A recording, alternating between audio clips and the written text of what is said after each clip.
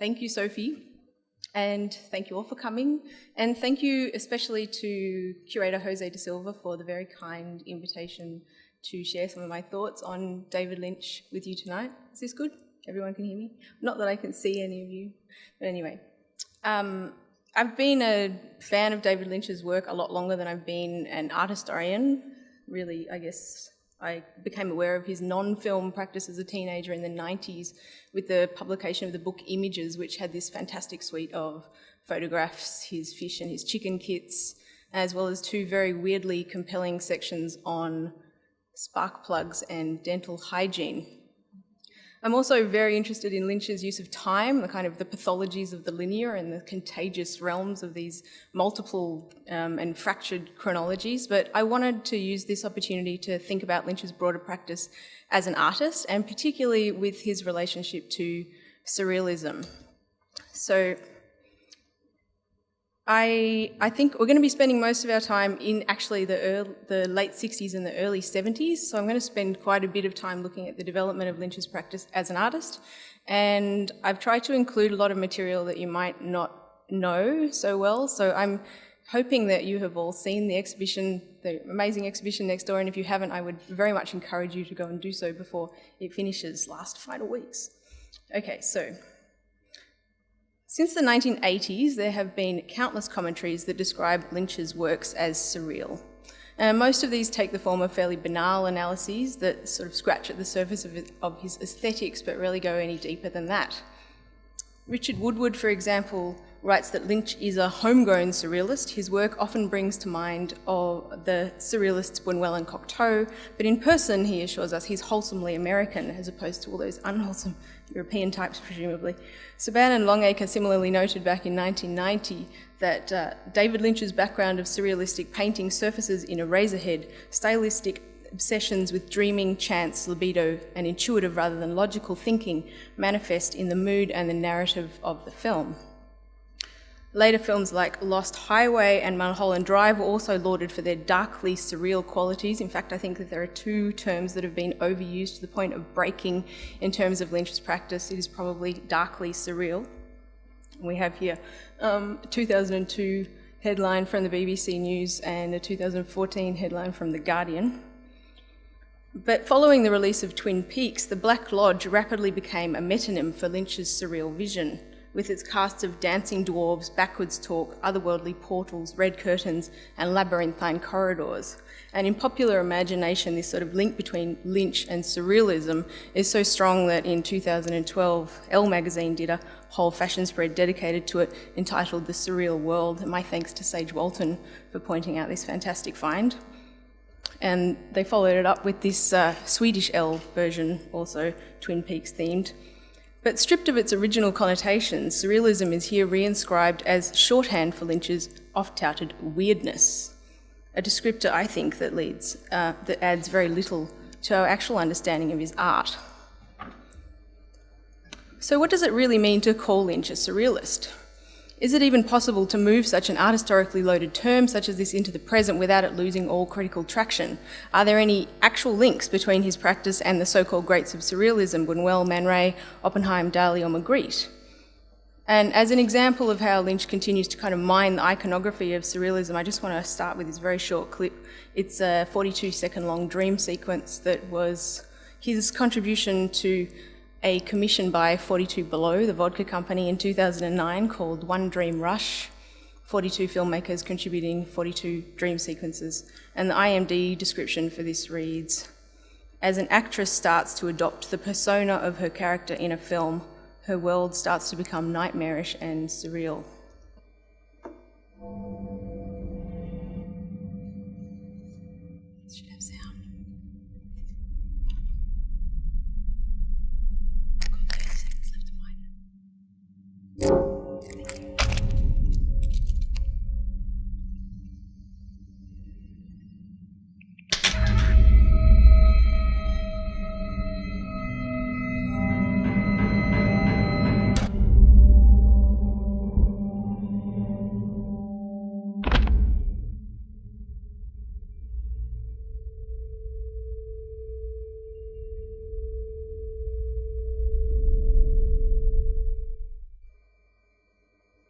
But I guess there's clearly no denying this kind of surrealist influence, and particularly the surrealist iconography. We can think of the eggs and the head and the floating hand and the eyes, and there's sort of shades of Bataille and of course, and Buñuel. But I'd really like to know how it got there, I guess, and what purpose it serves and what it does to his art. So I think in order to kind of start that question, we need to go back to 1924 to Paris, to the year that the then 28-year-old André Breton wrote the first Surrealist manifesto. So for Breton, Surrealism emerged against the backdrop of a world in which reason had lost all purchase and logic had no claim. Advocating for what he called the total systemization of confusion, Breton linked Surrealism to a philosophy in which elements of chance and magic, the fantastical, the occult, the dream and the illusion were irreducibly fused in the visible and invisible worlds. Dream and reality would coincide. I believe, he declared, in the future resolution of these two states, dream and reality, into a kind of absolute reality, a surreality, if one may so speak. All that I love, all that I think and feel inclines me towards a particular philosophy of immanence, according to which surreality will reside in reality itself.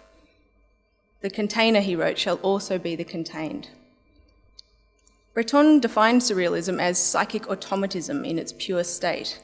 He proposed that it expressed, either verbally or by means of the written word or in any other manner, importantly for film, the actual functioning of thought. Dictated by thought in the absence of control exercised by reason, exempt, he said, from any aesthetic or moral concern. So we can see here that surrealism, in the mind of Breton at least, was not simply an aesthetic phenomenon. It was not really about how things looked or appeared. Neither was it particularly concerned with the system of making knowledge legible. It was not about producing objects or works of art that could be called surreal. And neither was it originally conceived as a movement of art or of literature, which is quite interesting. As a descriptor for the actual functioning of thought, surrealism was a narrative capable of describing a world in which the relationship between dream and reality was already fused. It was a way of confronting what Breton called the, quote, eternal proof of the irrationality of the universe. And this is a little image from Lynch's Small Stories exhibition that I was lucky enough to see in Paris in 2014. For Breton, surrealism necessitated the elimination of the rational and the reasonable in pursuit of the marvellous, inexplicable, mysterious and unknown. And it's important that these qualities were not seen as belonging exclusively to the time in which surrealism was conceived. They were not owned or invented by the surrealists. So unlike any sort of other art historically delineated movements, we might say that surrealism is a bit more chronologically buoyant than that. And evidence of surrealism was apparent across time and across space. It appeared at different moments in the history of art. Breton points to the work of the poet Dante, for example, or the early Netherlandish paintings of Hieronymus Bosch, and I've just got this one here because the rabbit reminds me of rabbits. He also talks to the haunting, elongated, empty streets of de Chirico, made just prior to the First World War.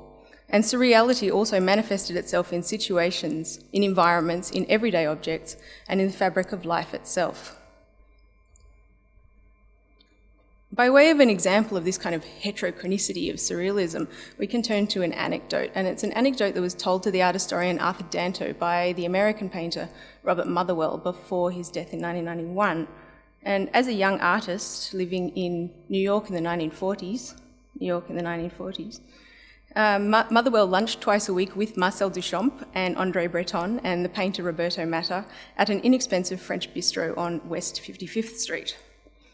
After lunch, they would make their way across to 3rd Avenue, which was at that time packed with antique stores and bric-a-brac goods and second-hand shops. And as Danto tells it, quote, the activity for the afternoon was to decide which of the objects on display was surrealist or not. It was a fairly serious matter, he wrote, to be wrong about this. We would have been disgraced when we misidentified as surrealist a certain gargoyle head, until Duchamp intervened, saying that maybe we had a point. But Motherwell's problem in playing this game was that one of his parents was actually an antiques dealer, and he'd been brought up to think about objects in a completely aesthetic way. But it was not the aesthetic of the object that was the determinant for whether it was or not surrealist. Surrealism was instead deduced from the sort of feeling or sensation measured by its capacity to strike doubt and hesitation into one's engagement with the actual world, what Breton called a convulsive beauty, a shock of affect. And we could think here of Merritt Oppenheim's teacup covered in fur, these kinds of disjunctions. Or her Ma Gouvernante of 1936, which always reminds me of the chicken dinner in Eraserhead. As the 1925 Declaration of Surrealism read, quote, "Surrealism is not a new means of expression or an easier one.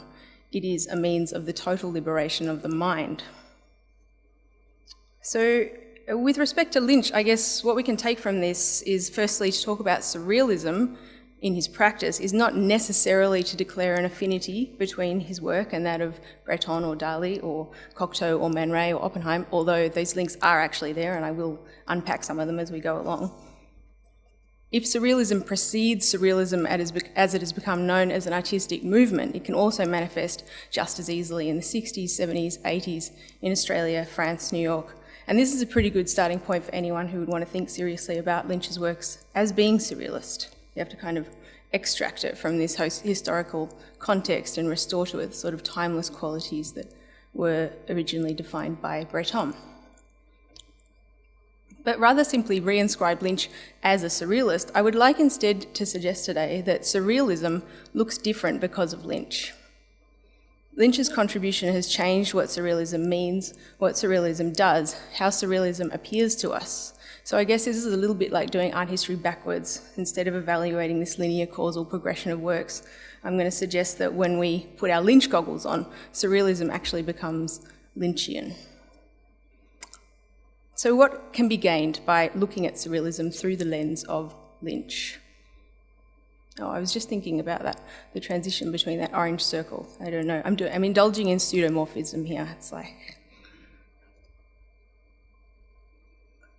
Firstly, there are methodological aspects to consider. We know, for example, that Lynch was very much taken with the idea of surrealist automatic writing and drawing. He has said, quote, "It's sort of like if you take bits of writing and chop them up and arrange them at random like the surrealists did and then read it, it could be fantastic." And the surrealist interest in creating on autopilot, the feeling-thinking approach as Lynch calls it, or psychic automatism to use Breton's term, is also visible in Lynch's earliest drawings. We see it in his matchbox drawings of the 60s, for example. These are images created without a plan, generated freely on the page, with no prior sketches, images that emerge in the process of their own becoming as precisely instances of psychic automatism. And much of Lynch's non-film art is created in the process of creation, rather than worked out in advance. As he confessed, what I'm trying to do with each drawing or painting is create a situation in which the ink or the paint can be itself, which means letting go of any rationalisation. And in the very lovely interview that Jose de Silva did with Lynch in the GOMA catalogue, Lynch even confesses that sometimes he draws and paints with his eyes closed. But this does not mean that there is no end goal or scenario in sight. As we know, there is always an idea to catch, and it's interesting to compare how this kind of intuitive psychic automatism process sits with his approach to film production. He shot his first film, The Alphabet, in 1968 without a proper script. The first one he wrote was for The Grandmother in 1970, and this document apparently resembled a folio of poems and drawings, much more than a written text. It's a document I would love to see. In his later films, even with a script in place, Lynch still remained open to chance occurrences and random changes, Inland Empire being an extreme example of this. But also I'm thinking of things like the candy-coloured clown sequence in Blue Velvet. This song, originally descripted for Dennis Hopper to sing, but apparently Hopper kept forgetting the words. In dreams I walk with you, in dreams I talk with you.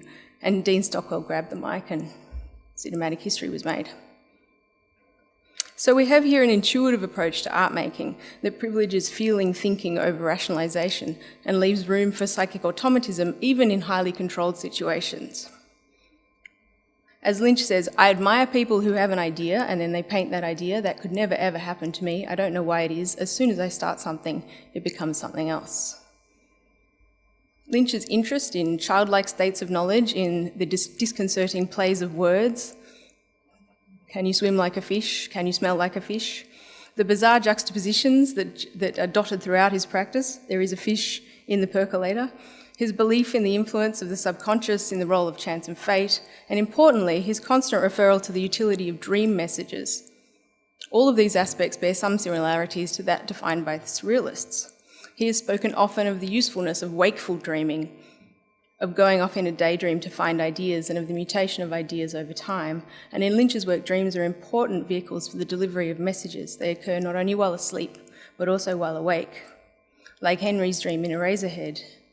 Without chemicals, he points from Twin Peaks, or you were in my dream last night. It looked like you, but it wasn't you. That terrifying dream sequence from Lost Highway. This is Lynch absurdist humour to the maximum, playing on words. Spineless Chicken Sit of 1987. And if you were at the talk that Lynch gave with Stratton here recently, you might have heard him quote unacknowledged from the Surrealist Manifesto. He described an experience as beautiful as the chance meeting on the dissecting table of a sewing machine and an umbrella, which is to say, Lynch said, something very beautiful indeed. And it also made me wonder whether there was something to be said of the connection between Breton's mention of a blue rose in that same manifesto and the blue rose cases in Fire Walk with Me. Breton writes, "Surrealism is the invisible ray. This summer the roses are blue, the wood is of glass. Existence is elsewhere." When it comes to acknowledging his debts to surrealism, and indeed to art more broadly, Lynch's responses have been, for the most part, evasive and inconsistent. He told one interviewer, for example, that he hadn't seen much Buñuel, that he saw Un Chien Andalou a lot later, and that, quote, "I don't even know that much about surrealism. I guess it's just my take on what's floating by.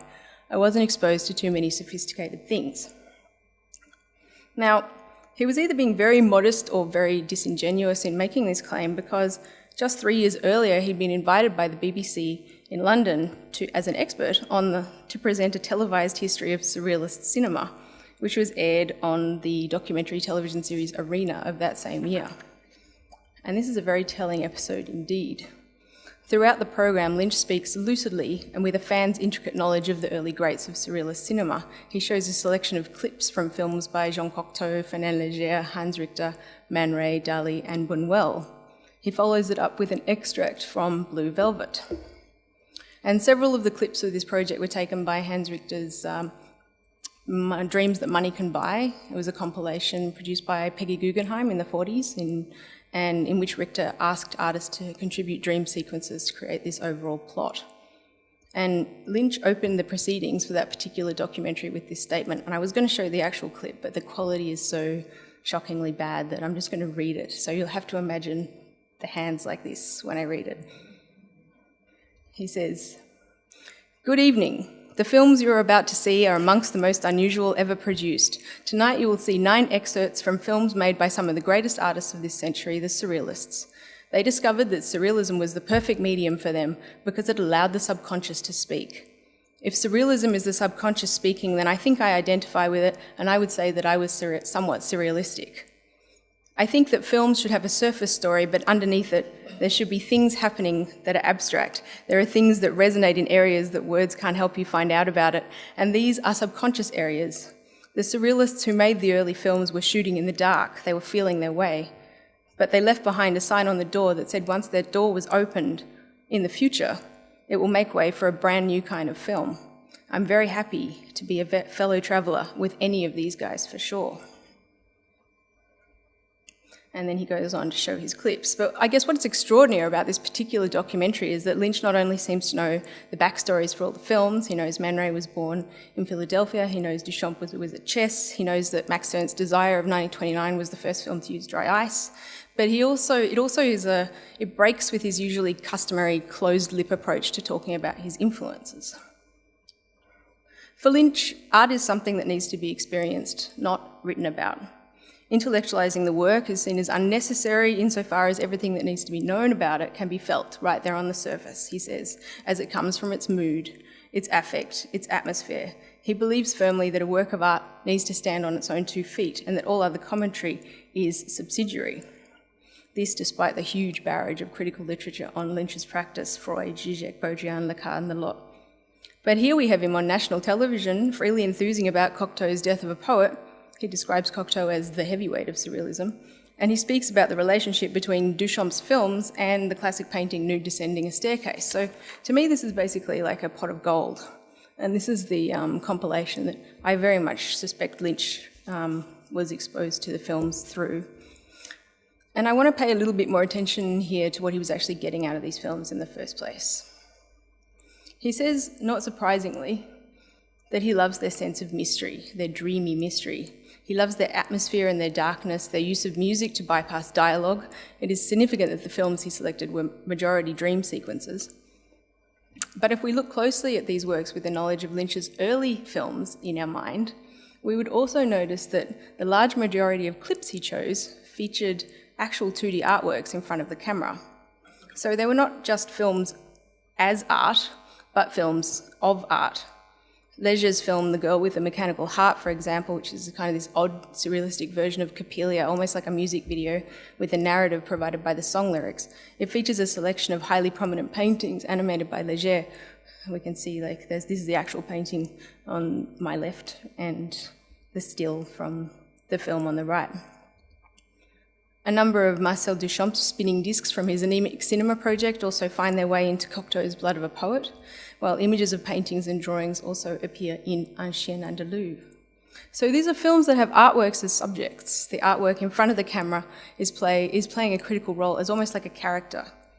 Blood of a Poet and Max Ernst's Desire also include elaborate handmade sets and in-camera editing techniques, very similar to those that Lynch was experimenting with in his early 16mm projections and later in The Alphabet of '68 and The Grandmother of 1970. So we have here Cocteau creating the backdrop for Blood of a Poet as a large screen behind which an actor could stand, including design elements by Duchamp. And a strikingly similar setup is found in Lynch's early films, which are literally films of paintings. Paintings used as screens, as animated surfaces, paintings with holes cut out of them for hands to gesticulate through, paintings that are set on fire to burn at the edges of our vision. And this idea of an image within an image also reappears in an episode of Fire Walk with Me, where Laura is given the photograph of the room to hang on her wall, and at night the image becomes a portal, an artwork within an artwork that leads us back inside the labyrinth of the mind, and finally to the realm of the Black Lodge. One of the central premises of this exhibition at GOMA, as you know, is that Lynch's films are just one aspect of his broader practice. And in this, the exhibition follows along very similar lines to other major museum shows of Lynch's works, such as the Unified Field at Pennsylvania Academy, or the major Fondation Cartier show, The Air is on Fire at 2007, or the solo show Dark Splendor, which was actually mounted at the Max Ernst Museum in 2010. But despite this recent spate of museum attention to his practice, including a major symposium on his work in 2009, Lynch's relationship with the art world has historically been very prickly. None of the major American museums were interested in acquiring his work when it was first produced, and art historians too have mostly been very suspicious of his non-film art. There's one very good catalogue essay by the art historian Werner Spies in the Dark Splendor catalogue of 2010 that kind of breaks with that mode. But the majority of writings on his practice have taken this kind of two-tier approach where the films are separated out from the broader practice. Lynch attended 3 different art schools before joining the AFI Academy in Los Angeles, and while making Eraserhead, he sold his drawings to help fund the film. He had his first gallery exhibition in Philadelphia in '67, 3 years after he finished up with the Boston School of Art. And this is an image of some of the paintings Lynch made while in Philadelphia in '68. And I just wanted to run through a series of images here to talk about this kind of very clear relationship between Lynch's early paintings and his early films. And we can see in particular if we follow the single exposed breast encircled in an oval frame. It appears in this painting, Woman with Screaming Head of '68, and we see it again in The Alphabet of '68, and then again in a drawing from around the same time, and finally in his painting Gardenback around '68 to '70. Is there a relation to Duchamp's single exposed breast that was used as the cover for the '47 exhibition of Surrealist art? Is there a relationship to Max Ernst's Une Semaine de Montée, a book that we know Lynch definitely saw? It's really hard to say. But My point here is, like, right from the beginning of the practice, there's this transference of shared formal motifs where the film and the art are using the same kinds of materials, they're working through the same kinds of territory, and this territory is very much informed by a surrealist underpinning. One later example of this sort of borrowing between the film and the art could be the sequence in Lost Highway that features the cloud of smoke in Bill Pullman and Patricia Arquette's home. And this cloud of smoke also appeared slightly earlier in a photograph, Smoke with Couch, of 1992, which is also in this exhibition. Following these initial exhibitions in Philadelphia and Los Angeles, Lynch didn't actually exhibit any of his paintings for 20 years. In this 20-year gap in his exhibition history is when he was working on Eraserhead, The Elephant Man, Dune and Blue Velvet. And he comes back onto the scene after a few little shows in LA with a major exhibition at Leo Castelli Gallery in New York. And this is, Castelli was at this time one of the most significant contemporary art dealers in Manhattan and had a significant global clout. One of the most profitable commercial enterprises too. We're talking, Robert Morris, Lawrence Weiner, Kossuth, Pollock, Rauschenberg. And he was well known for supporting emerging American talent and taking risks on unknown artists. But Lynch's invitation to show at Castelli was pulled off because of the efforts of his then partner, Isabella Rossellini, who had been spruiking his paintings to a number of dealers following the release of Blue Velvet. The New York Times critic Roberta Smith wrote, quote, "The paintings, mostly from 87 and 88, are familiar and unoriginal. They are derivative of a sort that proliferated in the late 70s and prove once more that talent doesn't always transfer from one medium to another." One LA critic lynched Lynch with a late 1980s cult of celebrity painters, very unfortunately comparing his practice to that of Sylvester Stallone and John Cougar Mellencamp. And Lynch was understandably very perturbed by all of this negative attention in the press. He admitted to an LA Times journalist in '89, "I've encountered some resistance as far as my crossing over into the art world goes. A critic in New York crucified me for my last show. It really seemed to bugger that I went from 0 to 60 in no time at all, just because of who I was. Her review was like, who was I to show up at Castelli with all this worthless crap?" His words, not mine. But I think the suspicion with Lynch is actually regarded in the art world doesn't so much hinge on his celebrity status or other artists' jellery or art world turf wars. It has something to say about the role of chronology in the sorts of assumptions that art critics and art historians make about the value of art. Lynch's initial negative reception was symptomatic of a model of art history in which art is always supposed to be an improvement or a progression, improvement meaning progression of other art. Good art pushed the boundaries of art, bad art rehashes the past. Bad art is familiar, in the words of Smith, and derivative. And this formula for aesthetic value is also, of course, the backbone of the avant-garde. And it's something that's ascribed upon surrealist practice, even though we know, as the surrealists were claiming, that surrealism itself was not something that was new. I would further suggest that the model of temporality that underpins much of art history's drive to sort of this idea of constant progression is fundamentally incompatible with the multiple fractured labyrinthine temporalities at work in Lynch's practice. In much of his art, time is slippery, as he says. It goes forwards and backwards, it splinters and loops and rewinds, until we get to the point with Inland Empire, for example, that it's hard to even know whose chronology we are in. Some of this kind of non-linear approach to temporality, especially in painting, so the idea of a non-linear temporality of a painting, so I love that. Lynch's development of this approach owes a lot to the work of the English painter Francis Bacon. And he saw Francis Bacon's art at Marlborough Gallery in New York in '68. So I found the catalogue for this exhibition, and just because I wanted to know which works he'd actually seen. And it included this piece, 4 Studies for a Self-Portrait of 1967, in which Bacon's face is rendered in these kinds of lurid greens and oranges, twisting as if moving in time, the image displayed like a film strip, a sequence not only embedded with movement, but also signalling the mechanism of cinema, something that I guess would have been irresistible to the young Lynch. The show also included several of Bacon's classic interiors, stage-like circular rooms flanked with dark drapery, thickly emotive visceral geometries of colour and flesh that Bacon described as, quote, the pattern of one's nervous system projected onto a canvas. Bacon's influence is clearly visible in the paintings that Lynch produced at the Pennsylvania Academy of Arts. and I'd suggest in his early films.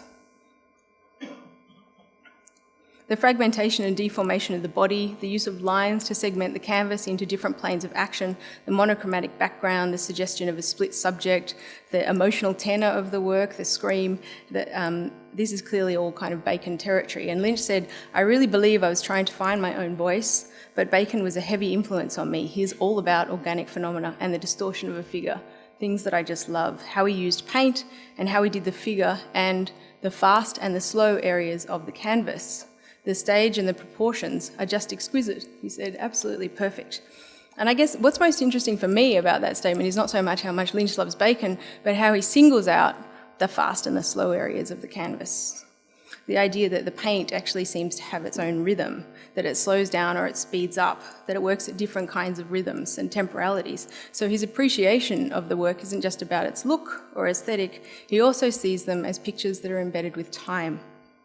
And this is precisely the filmic quality that Lynch was searching for in his early painting work while at art school, that epiphany moment that sort of Lynch's practice that I'm sure you've all heard when he was in a studio painting a garden at night and hearing a wind and seeing the image move and thinking, oh, a moving painting, and this kind of mythologized cosmogony of Lynch's birth as a painter is always brought down to this one moment.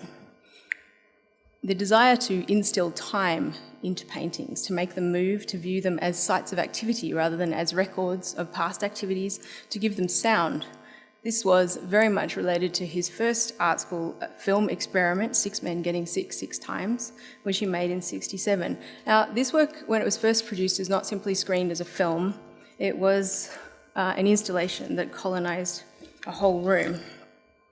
He said, "I was given this room in an old hotel the Academy had bought. Students could get hold of these rooms by taking a real, quiet, strange elevator up and go and work. I got the dresser out of the hall and taped the camera to the top of the dresser so it wouldn't move. I started animating this painting into a minute-long film, and in the same room I built a sculptured screen, and then I hung the sculptured screen and moved the projector back until I got just what I wanted. It was real nice. It was a painting and a sculpture show, but I had a film. People would turn the lights off for 10 minutes of the hour so that the work could be seen." So although this project is widely regarded as Lynch's first film, it's important to remember that it was not simply intended as a projected image work. It was an environment, a painting, an installation. It was a painting and a sculpture show, says Lynch, but I had a film. Of course, the art world in the 60s was filled with installations that sought to reimagine the protocols of the cinema and stretch and expand the domain of the screen. Tableau-style constructed environments were also extremely popular around this time. I think of Rauschenberg's Combine paintings, or Ed Keinhold's room-sized installations, or Bruce Connor's sculptural assemblages, or Carolee Schneemann's projected film happenings. So the desire to take film off the screen and work across media boundaries was everywhere apparent. But Lynch was not simply drawing on the painting and sculpture of his contemporaries as inspiration for his work. He was beginning to develop his feeling thinking methodology, and he was also watching films.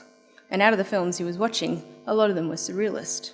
They included not only animated sections, stop-motion, hand-drawn paintings, as well as elaborately designed sets and stages, but they also featured actual works of art as part of the integration of the mise-en-scène. Now, this circles us back to Lynch's relationship with Surrealism, and more specifically to his connection with Duchamp. We know from his own comments that he was an admirer of Duchamp, and although Duchamp is not strictly art historically surrealist, he was pretty much the go-to guy on whether something was or was not surrealist, according to Breton, as we saw when we went on the walk through 3rd Avenue earlier. And in Philadelphia in 1969, the year of Duchamp's death, less than 2 miles from Lynch's painting studio, the most significant display of Duchamp's works ever to be mounted in the States was presented at the Philadelphia Museum of Art. This show was the biggest art event in Philly for the entire year. Apparently hundreds went to the opening, and primarily they'd come to see the new work of Duchamp's called Étant donné, a project he'd been working on since 1946 and that had never been publicly exhibited before. This work was built over a period of 20 years, and it was commenced around the time that Duchamp declared he was giving up art for chess. He had it first installed in a hidden space that was accessible only through his bathroom on the 5th floor of his Manhattan apartment. But at the Philadelphia Museum, the work consisted firstly of 2 large wooden drawers built directly into the wall of the gallery and ringed with this neatly studded architrave of bricks. The doors are studded. Duchamp found them in Spain and had them sent over to America. And the first curious thing one might notice is that the doors have no handles. These are not doors for opening or closing. They comprise a threshold, but they do not permit exit or egress. And in the centre of the doors, if you look very carefully, are two small peepholes cut straight through the wood. And if you stand with your nose pretty much touching the wood and put your eye to one of these holes, your vision is ringed by this curtain of darkness and you stand looking onto this scene beyond. In the centre of the darkness emerges a brightly lit tableau, an idyllic forest of a meadow. The body of a pale naked woman lies spread-eagled across a carpet of matted twigs and sticks, real twigs and real sticks. One arm is outstretched. In her hand is a lamp, the illuminated gas, Duchamp called it. And the flame makes it feel as if the situation is precarious, as if the bed of twigs might go up in smoke at any moment. Behind the body is a painted backdrop with a waterfall. No matter which way you move, you will never see this woman's head. Sometimes a snatch of blonde hair is caught at the edge of the vision, but the effect is like staring into someone else's memory of a crime scene. Everything is a clue, but nothing seems to be connected. And there's no way really to share this experience of what you're seeing with anyone else, so you're left with the sensation of having walked into a dream. A strange, erotic, disturbing, violent dream, a mysterious, highly charged scene in which something very strange has either just happened or something very strange is just about to occur. When I first experienced this work, I felt immediately as if I'd stepped into Dorothy's apartment in Blue Velvet. I was Geoffrey, trapped in the cupboard, terrified, staring out through the slats at Frank and Dorothy, absorbed in the midst of their bizarre ritual. The body in the waterfall also felt like they had something to do with Twin Peaks, perhaps, and the body of Laura Palmer. And in an interview for Rolling Stone in 1990, David Brisbane asked Lynch, point blank, about this work. He said, "Do you know a piece by Marcel Duchamp called Given? It was produced around the same time you were in Philadelphia." To which Lynch replied, "No." Breskin started to describe it, and then Lynch says, maybe so, backing away just slightly from his initial response while still not really answering the question. But the question answers itself, I was very happy to find, if we take a close look through the archive of lithographs that Lynch produced while working at Edem Studios in Paris from 2007 onwards. Because there, amongst the twisted figures and the dream narratives, the lone dogs and the howling trees, we find a small image simply called ED, or Étant donné. In looking at Duchamp's work through the lens of Lynch, it is not surrealism we see, but Blue Velvet. And the effect lingers on when you look back at the history of art. Surrealism becomes Lynchian. Magritte reminds us of the Black Lodge. We see the factories of Poland in the cityscapes of De Chirico. We find parts of the set construction of the alphabet and Eraserhead lurking in the blood of Cocteau's poet. History runs backwards, is put on rewind. Surrealism is extricated from its original socio-historical birth, and in this way finds something of its original achronological calling, the fusion of dream and reality into a surreality, not two separate worlds, but one and both at the same time, a frame in which the container is also the contained. As Lynch reminded us, quote, "Even if you're from Missoula, Montana, which is not the surrealistic capital of the world, you could be anywhere and see a kind of strangeness in how the world is these days." Thank you.